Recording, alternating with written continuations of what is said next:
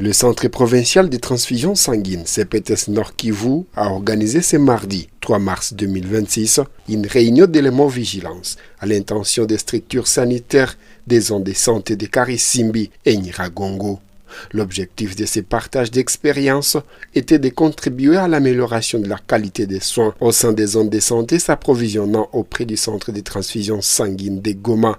Pour les participants, cette rencontre s'est avérée opportune. Le docteur Thierry Tourano, médecin-chef des zones de Nyiragongo, a notamment précisé que l'étape suivante consistera à une restitution de ses acquis au sein des structures sanitaires de son rayon d'action. Je dirais c'est l'échange d'expérience pour arriver à améliorer tout ce qui est prestation.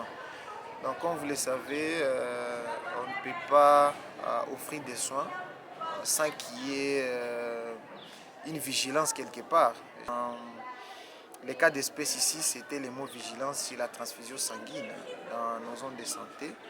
Là où nous avons été avec le CPTS, nous étions avec la zone de santé de Nyiragongo et la zone de santé de Karisimbi. Donc nous sommes passés en revue sur les données de la qualité sur la transfusion. Et en tout cas, les échanges ont été enrichissants et ça nous a permis de pouvoir changer notre manière de faire ou aller aussi faire une restitution auprès des structures qui font la transfusion. Si je peux dire à Nyiragongo, nous avons juste donné notre grand défi qui est le manque de banques de sang dans la zone.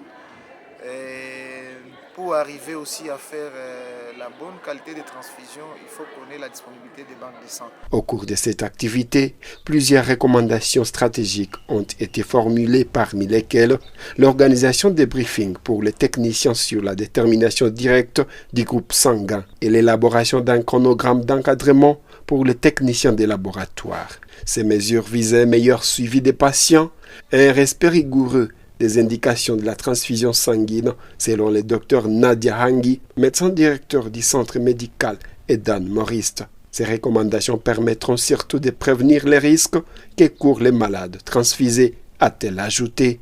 Ce qui m'a beaucoup plus intéressé, c'est de voir le suivi des recommandations.